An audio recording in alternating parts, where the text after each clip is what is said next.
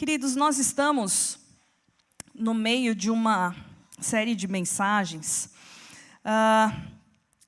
sobre o Faço Parte, né? Que é aquele programa de integração de participantes. Nós, da MEUC, há um tempo, né, alguns vêm e perguntam, como é que eu faço para ser membro da MEUC? Né? E a gente em si nunca tinha nada, a gente não tem um esquema de membresia, você vem, faz esse cadastro, né? Ou não tínhamos até então. E isso que nós estamos trazendo aqui para vocês, nessas últimas semanas, é sobre isso, é sobre como você pode fazer parte da MEUC, ou como você sabe que faz parte da MEUC. Por isso que nós estamos fazendo, então, essa série de mensagens. E já foram feitas, então, duas. Né? A primeira, o missionário Guilherme falou sobre quem nós somos. Quem nós somos como a MEUC. A última mensagem, antes da nossa evangelização, foi o missionário Júnior, e ele falou sobre o que nós fazemos. E hoje nós queremos, então, conversar sobre como fazemos. Dá para colocar aqui? Aí, muito bem, muito obrigada. Agora é eu que vou aprender, viu? A gente sempre aprende coisas novas aqui. Muito bem. Como nós fazemos? Como nós estamos fazendo esse ser MEUC? Isso tem a ver com os nossos valores, coisas que estão, talvez, em lugares que a gente não veja tanto. A gente pode comparar como uma árvore, né? Nós temos duas partes, digamos, da árvore, aquela que a gente pode ver e aquela que a gente não enxerga, né? A parte que a gente vê, todo o caule, as folhas, as frutas, né? Isso tudo que a gente consegue vislumbrar e dizer, nossa, olha só que bonito, ou não, né? Nós podemos dizer assim que toda essa parte de cima, em comparação, são todas as nossas programações que nós temos aqui na MEUC, tudo aquilo que você enxerga. Né? Os nossos cultos, as nossas programações com crianças, adolescentes, jovens, mulheres, estudos bíblicos, enfim, tudo isso que a gente tem aqui e que você enxerga. Isso tudo que acaba sendo possível a gente mudar, né? Quando a gente vê uma árvore, a gente vai lá, a gente pode podar, a gente tira o fruto, cai umas folhinhas, está tudo certo. É possível a gente mudar isso que está em cima. É possível a gente mudar essas programações que vocês enxergam. Mas existe algo que não aparece. Mas é isso que a gente não pode abrir mão. E isso, então, a gente pode se comparar, ou pode comparar com as raízes. A gente sabe que se a gente mexer nas raízes de uma árvore, a gente vai acabar enfraquecendo essa árvore e, com o tempo, até matando. Se a gente mexe demais ali, isso não dá certo. É porque são essas raízes que dão todo o sustento na árvore. E é sobre isso que nós queremos falar hoje à noite. Nós temos os valores bíblicos que estão por trás da MEUC. Nós temos todo um legado histórico e teológico que está por trás da MEUC. E que está, na verdade, na base de tudo isso que vocês enxergam aqui. Então, se vocês conseguem ouvir a palavra de Deus de uma forma, e vocês conseguem reconhecer isso em cada programação que está aqui, é porque a nossa base, as nossas raízes, elas estão bem fundamentadas. E isso a gente não vai abrir mão. E os nossos valores bíblicos, que vocês sempre escutam de nós aqui. Mas quais são os nossos valores bíblicos? Jesus Cristo, Ele é o centro da salvação. Nós sabemos, nós entendemos que nós fomos separados de Deus pelo pecado. Lá em Romanos 3, 23 diz que pois todos pecaram e estão destituídos da glória de Deus. Estão separados, foram levados para longe. Todas as pessoas. E a consequência disso é a morte. Lá em Romanos 6, 23, nós lemos que o salário do pecado é a morte, mas o dom gratuito de Deus é a vida eterna em Cristo Jesus, nosso Senhor. A consequência do pecado em nossas vidas é a morte. E isso nós não podemos mudar. Não há nada que nós podemos fazer. Não há nada que eu, Susan, que você, de uma forma muito pessoal, possa fazer para mudar essa realidade. Lá em Efésios 2, 8, 9, nós lemos, pois vocês são salvos pela graça, por meio da fé. E isso não vem de vocês, é dom de Deus, não por obras, para que ninguém se glorie. Ou seja, não adianta coisas boas, ou boas obras, enfim, eu vou conquistar a salvação. Não, não é isso que nós cremos. Nós cremos que nós somos salvos pela graça de Deus. E isso vem de graça. Ele nos concedeu isso de uma forma gratuita. E não somos nós que conquistamos. As obras que a gente faz, a gente serve a Deus, a gente leva a palavra adiante, sim, claro. Mas isso é uma consequência daquilo que Cristo fez na nossa vida. A gente não vai fazer porque a gente quer conquistar da parte de Deus, quer conquistar umas boas notinhas lá com Deus. Não, a gente faz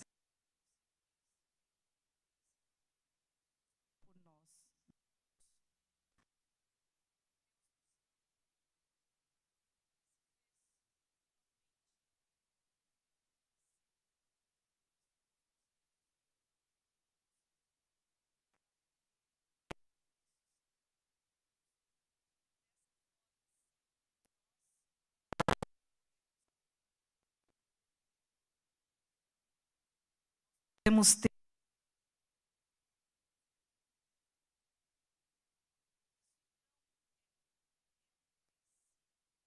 valor, nós não abrimos mão.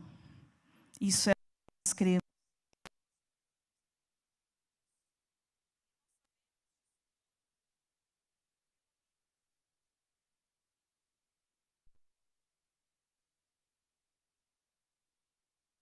Qualquer.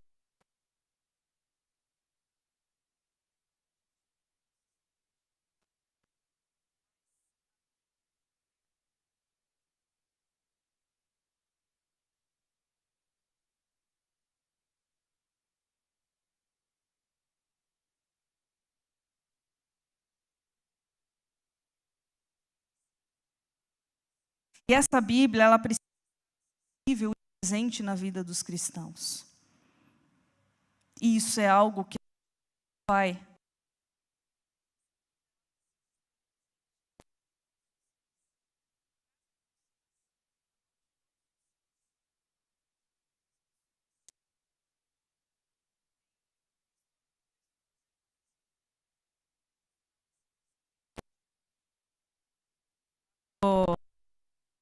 senhora lá disse, não, eu tenho uma Bíblia, eu vou lá. E ele foi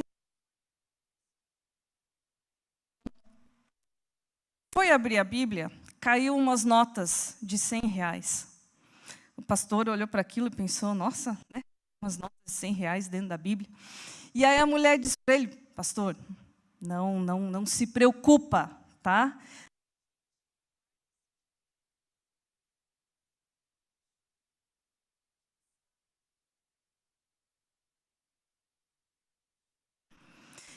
Queridos, a Bíblia não é cofre. Está lá na estante, e selo, a gente guarda coisa e sabe que a Bíblia, ela precisa estar acessível. Se a gente precisa gastar uma Bíblia por ano, ok, vamos gastar. Tanto que a gente folheia, de tanto que a gente lê, de tanto que a gente rabisca sobre isso.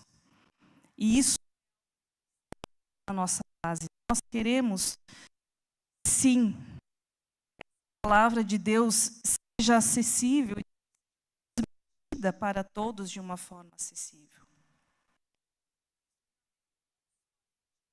Mas a meio que como um todo, nós temos trabalhos, né, várias idades, porque assim, a gente acredita que a gente consegue chegar de uma forma diferente, talvez para os jovens, para as crianças, para os adolescentes, para as mulheres, tem coisas específicas para os homens, no estudo bíblico, enfim, vários formatos para que a Bíblia se torne acessível para todos. Ela precisa ser ensinada de forma contextualizada e atual.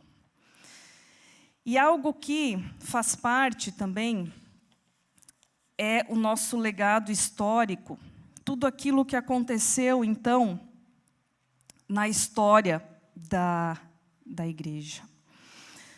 Em algum momento, esse negócio, ele começou a dar errado.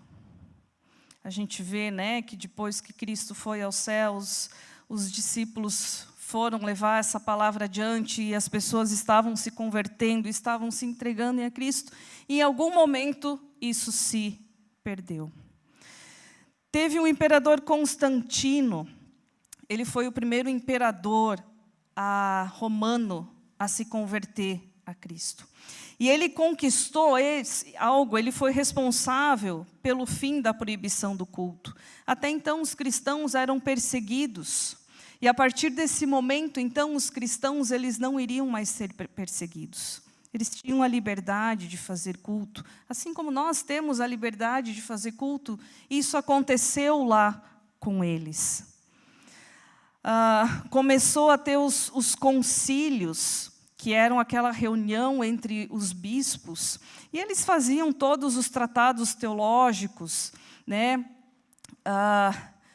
Eles tratavam sobre batismo, sobre ceia, sobre quem é Jesus, sobre quem é Espírito Santo, sobre quem é Deus, cada função, tudo eles faziam esses concílios, então, para conseguir debater e para conseguir deixar isso tudo redondinho, e conseguir aprender e conseguir ensinar da forma certa. Eles faziam, então, essa formulação de doutrinas cristãs.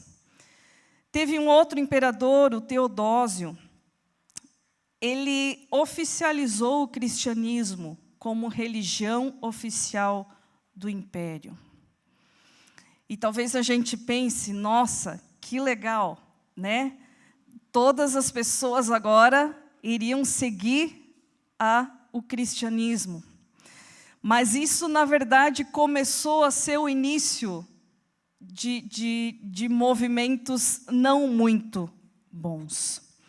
Isso permitiu a institucionalização do catolicismo.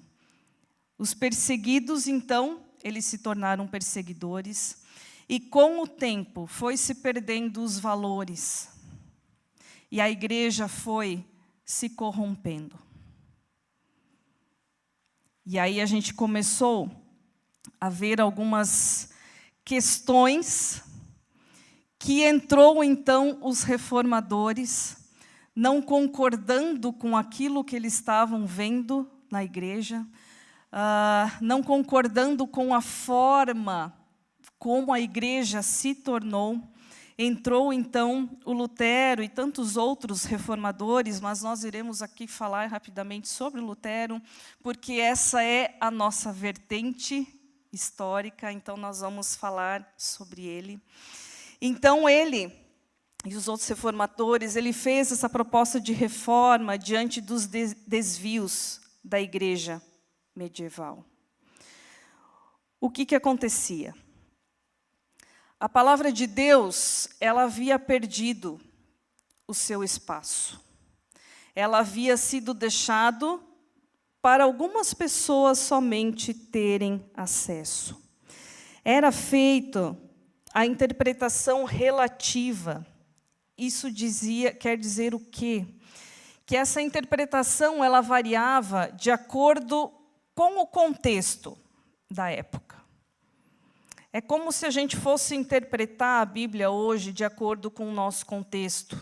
Existem ainda vertentes que fazem isso. É por isso que, infelizmente, hoje existem Bíblias que queriam editar, não sei se foi levado adiante, eu espero que não, mas que, por exemplo, toda vez que citava Deus como pai, eles queriam trocar para Deus como mãe.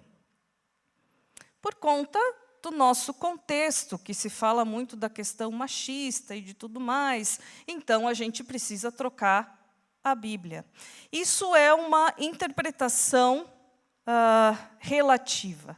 A gente pega o nosso contexto e quer mudar a Bíblia. Isso estava acontecendo muito naquela época. A Bíblia, ela não estava acessível a todas as pessoas. As Bíblias naquela época eram escritas em latim, as missas eram feitas em latim, e a maioria das pessoas, elas não conseguiam nem ler no alemão. Então, assim, a maioria era analfabeta, e as missas e as Bíblias eram todas em latim. Ou seja, tudo aquilo que era passado para as pessoas passava pelo crivo, então, da igreja. E as pessoas acabavam aprendendo aquilo que a igreja queria. E a igreja, então, estava distorcendo as coisas. A igreja ela estava ditando as regras. Ela dizia que a tradição tinha tanto valor quanto a palavra. Eles interpretavam as coisas do seu jeito e as pessoas não tinham como conferir se aquilo era certo ou não. A gente sempre fala aqui para vocês, e é bom lembrar, gente, se a gente fala alguma besteira aqui na frente, por favor, venham e falem para a gente. Né? Vocês têm a Bíblia de vocês em casa? Se vocês veem... Opa! A Susan não falou algo que estava correto. Vamos lá falar com ela. Isso faz parte da vivência de fé. E isso era algo que não acontecia naquela época. Porque as pessoas, então, não tinham acesso à palavra de Deus para saber se aquilo que a igreja estava interpretando ou passando para eles era real ou não, era isso ou não. E a palavra de Deus, ela se tornou, então, a base da reforma, de toda a reforma que foi feita na igreja. Então, algumas coisas foram sendo trazidas de volta. A gente lê ali, né? A palavra de Deus, ela tem máxima autoridade. A Bíblia interpreta a si mesma. A interpretação literal, e não tendo a ver com o contexto, nosso contexto muda a Bíblia, não, mas a gente vê na palavra o contexto da época, e aí a gente entende aquilo que está escrito. Então, ela é acessível. E a tradução do original. O que o Lutero fez naquela época, ele começou a traduzir a Bíblia para o alemão. E a partir daquele momento começaram a surgir também as universidades, as escolas, para que as pessoas pudessem ter acesso, aprendessem a ler, aprendessem a escrever. E elas poderem, então, ter acesso à palavra de Deus, à Bíblia, na sua língua, para que eles conseguissem, então, entender aquilo que estava sendo lido e aquilo que estava sendo dito.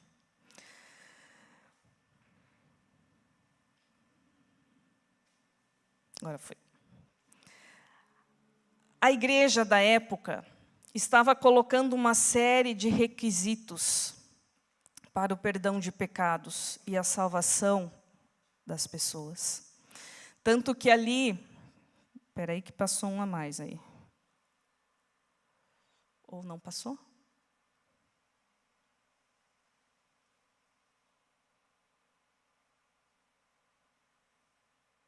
Agora foi. Tem essa palavra ali, em grego, que significa conversão e arrependimento. E a tradução que tinha naquela época, eles fizeram essa tradução como fazer penitência. Então, o versículo de Atos 3,19, ao invés de lermos o que é o real, arrependei-vos, pois, e convertei-vos para serem cancelados os vossos pecados, estava escrito, arrependei-vos e paguem penitência para serem cancelados os vossos pecados. E isso foi grandemente difundido entre as pessoas. Ou seja, para vocês estar com Cristo, você não precisa se converter ou se arrepender, mas você precisa pagar uma penitência. Você precisa pagar uma indulgência, ou seja, você paga para ir para o céu. Você tem dinheiro, você pode chegar no céu. Se você não tem, desculpa, só sinto, mas esse lugar não é para você. E, a partir disso, o Lutero, ele começou a ser confrontado diante da palavra de Deus, a partir de Romanos 1,17, que diz, o justo viverá pela fé. E ele disse, ok, isso não está de acordo com aquilo que a igreja está falando. E isso começou a incomodar ele de tal forma que ele não conseguiu ficar calado. E aí ele, junto com outros reformadores, sim, não foi somente Lutero que bateu nessa tecla, né? Mas eles começaram, então, a fazer algumas coisas para tentar mudar a realidade. E ele entendeu que a igreja havia tomado um rumo que havia afastado a todas as pessoas da verdade. E agora era a hora, então, de começar a trazer novamente essa verdade à tona. Claro que a gente sabe que isso não foi lindo, maravilhoso, como a gente conta aqui na história, né? Foram muitos anos, muitas questões difíceis que aconteceram. A ideia era que se fizesse uma reforma dentro da igreja que existia, mas ele acabou sendo mandado para fora e acabou criando, então, várias outras igrejas, e é por isso, sim, que nós temos muitas outras igrejas, e também está tudo certo. Mas que bom que Deus levantou pessoas naquela época para dizer, gente, não é por aqui. Somente em Cristo nós somos salvos. E dentro dos valores bíblicos, além desse que a gente viu, que somente em Jesus, somente pela fé, somente pela palavra, nós podemos alcançar a salvação, porque Ele conquistou isso por nós. Um dos valores bíblicos que nós temos também aqui na Melk é o relacionamento pessoal com Jesus. A fé não é somente acreditar, não é somente ter um pensamento positivo, mas sim um relacionamento pessoal com Jesus. Um relacionamento de confiança, um relacionamento de obediência. Nós acreditamos que com o arrependimento vem junto uma mudança de vida. E esse amor que Cristo mostrou para nós de uma forma muito, muito maravilhosa na cruz. E o amor que nós hoje talvez dizemos ou oferecemos para Deus. Isso se mostra com amor ao próximo. O amor à própria criação. E por isso que faz parte dos nossos valores bíblicos aqui enquanto Melk, os relacionamentos profundos com Cristo, os relacionamentos profundos com os outros cristãos, que é toda a comunhão que nós temos, também o serviço, Nós acreditamos que cada cristão é um sacerdote. Lá em 1 Pedro 2,9, fala sobre o sacerdócio geral de todos os crentes. Ou seja, não são só os missionários que colocam a mão na massa, né? Fazem a obra acontecer. Mas todos os cristãos são chamados para isso. É por isso que aqui na Meu, que vocês não veem só os missionários trabalhando, mas vocês estão juntos. Vocês estão também, vocês pegam serviço, vocês estão ali também juntos, como voluntários em todas as atividades que nós temos aqui, para anunciar da palavra de Deus adiante. Se você ainda não tem nenhum, vem e fale com a gente, né? A gente tem, antes o Júnior falou algumas opções aqui em relação ao louvor, lá atrás toda a questão de mídia, né? Foi falado da EBF que nós temos pela frente, temos várias coisas para se fazer para a EBF. Nós temos muitos grupos aqui que necessitam de voluntários, necessitam de liderança. Nós temos projetos, como o Projeto Repartir, que sempre está precisando de pessoas que doam, de pessoas que vêm aqui para separar as roupas, que pessoas que vêm e levam doações para casa de pessoas, enfim, nós temos muitas coisas. E vocês, todos nós, somos convidados e convocados a fazer parte disso. Também a missão. Todos nós somos partes do processo de salvação, da restauração de Deus no mundo. Todos nós. Deus quer usar a cada um de nós, da forma como nós somos. Ele quer nos usar para levar a sua palavra adiante. Mas a igreja ela foi se afastando desses valores também. E nós vemos que lá no início do século 17 e 18, existia algo que se chamava de ortodoxia morta.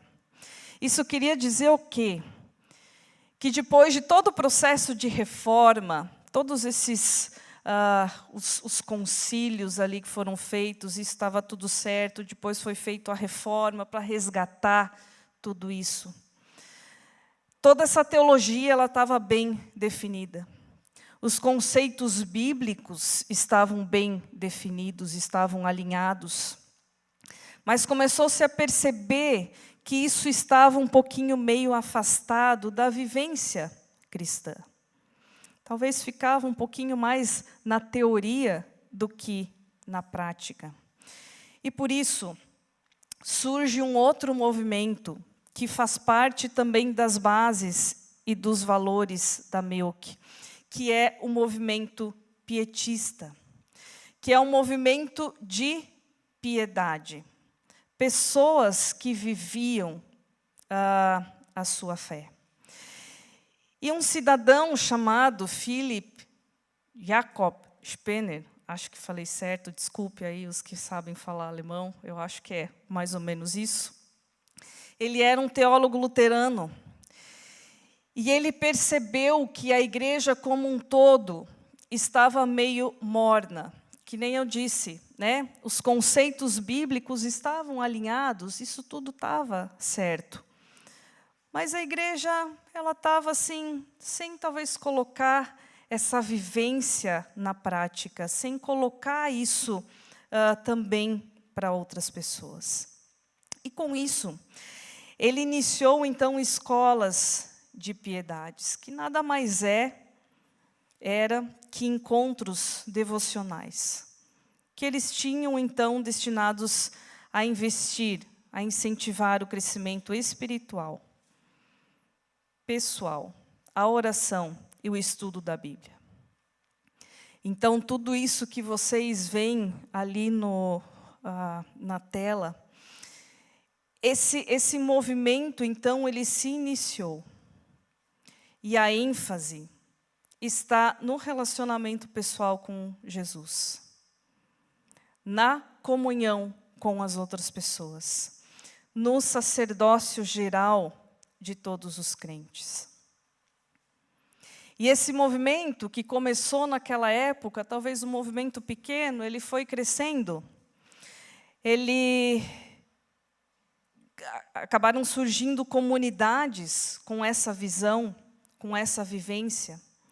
E é daí, então, que surge a MEUC. É dali que surge, então, o nosso ser enquanto igreja aqui. A nossa missão evangélica União Cristã. Rapidamente, a história, a partir de uma carta de uma senhora que vivia lá em São Bento. Ela havia percebido a necessidade de talvez aquilo que o Spener lá atrás havia percebido, ela estava percebendo ali também. Né? Que os pastores que tinham na época, eles não estavam dando conta de chegar em todas as regiões que haviam pessoas. E com isso, então, ela envia essa carta para uma dessas comunidades lá na Alemanha, e uma dessas comunidades, então, resolve enviar para cá o primeiro missionário em 1927, o Alfred Pfeiffer. Que, inclusive, daqui a 2 anos, nós iremos estar comemorando, então, 100 anos de MEUC aqui no Brasil. Então, é dessa forma que a MEUC acabou surgindo, e é por isso que nós estamos aqui. E o Spener, ele falava também da terceira forma de culto. Isso eram cultos em casa. Talvez o que hoje nós iremos falar, que são os nossos estudos bíblicos, né? Onde a gente pode se aproximar um pouquinho mais das pessoas. A gente pode ter esse convívio mais de perto com as pessoas, né? Não sei quem de vocês aqui já teve a oportunidade de participar de um estudo bíblico na casa de alguém. Como é muito mais íntimo, como é muito mais gostoso, talvez, do que quando a gente se reúne aqui na MEUC. O fato da gente entrar na casa de alguém, estar sentado lá em volta da sua mesa, na sua poltrona, dentro da sua casa, isso faz com que a gente tenha um momento de comunhão muito grande. E isso é o que foi incentivado naquela época. E é por isso que nós hoje ainda levamos isso muito em consideração. Nós temos alguns estudos bíblicos, alguns grupos que são nas casas das pessoas, né? Se você não participa de nenhum grupo, procura um grupo de estudo bíblico, que com certeza é muito bom. Deixa eu passar um pouquinho aqui, que o nosso tempo já está indo adiante. Espera aí.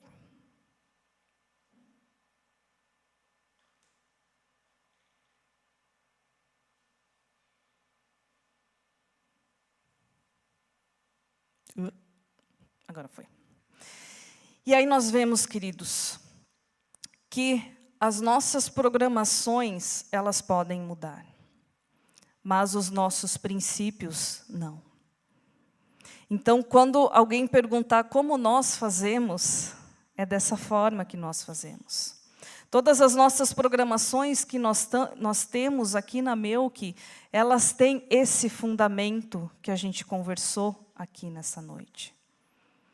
E talvez você vai ver, pois é, essa programação aqui mudou um pouquinho. Tinha uma época que ela era diferente. Pois é, porque as programações podem mudar.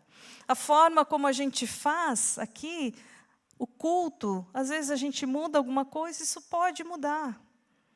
Mas o que nós não iremos mudar são os nossos princípios, são os nossos valores bíblicos.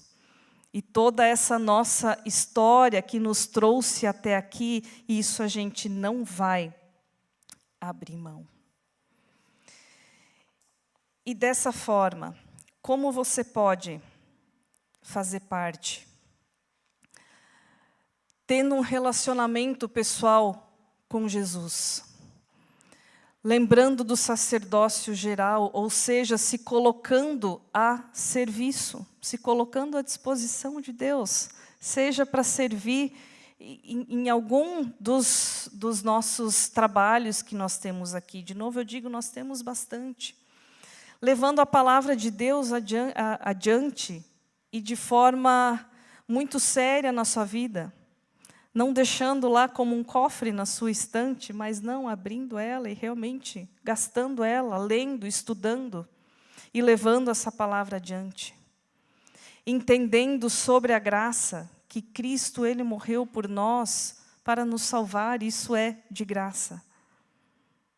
Se alguém vier aqui dizer para você, você precisa fazer disso para ser salvo, você diz, não, isso não está no princípio, não está no valor bíblico da Melk. Não é assim que a gente acredita aqui. A gente, então, passa por esse processo de conversão, ou seja, dessa mudança de rota. Antes eu estava indo para lá sem Cristo, agora eu mudo e vou andar com Cristo. De novo, ali o estudo bíblico, acabou repetindo ali o sacerdócio, oferta. As ofertas aqui, vocês sabem, a gente não é cobrado nada, não é dito, você precisa. Não, não precisa. Se Deus coloca esse desejo no seu coração de ofertar para que o trabalho continue, amém. Deus, Ele é fiel e Ele nos tem sustentado nesses 100 anos de Melk. Aqui em Timbó, nós já estamos há 85. Quem aí lembra? 90? 90, indo para 90, 90 anos nós já estamos aqui. Deus foi fiel esse tempo todo e vai continuar sendo. A declaração de valores da Melk são a vivência da fé no Deus triuno, o amor a Deus, ao próximo como a si mesmo, bem como a criação. A aceitação de toda a Bíblia como palavra de Deus, ou seja, não é só uma parte, não é só aquela parte que a gente gosta e o resto a gente deixa de lado, não. É a aceitação de toda a Bíblia como palavra de Deus. Iniciativa de avanço missionário, pioneiro e consistente. Orientação teológica na reforma luterana e no pietismo. A ética cristã. A busca de formação continuada. A promoção do sacerdócio geral de todos os crentes. A abertura para o diálogo ecumênico cristão e o trabalho em equipe. Queridos, esses são os nossos valores enquanto Melk. Como fazemos pode mudar, mas o que fazemos, isso não vai mudar. Que possamos levar isso no nosso coração.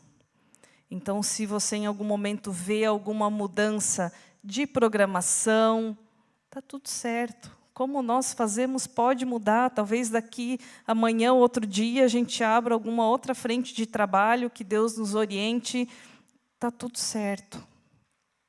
Mas os nossos valores, esses vão continuar. E se em algum momento vocês perceberem que algum desses valores está sendo deixado de lado, venha e fale conosco, por favor.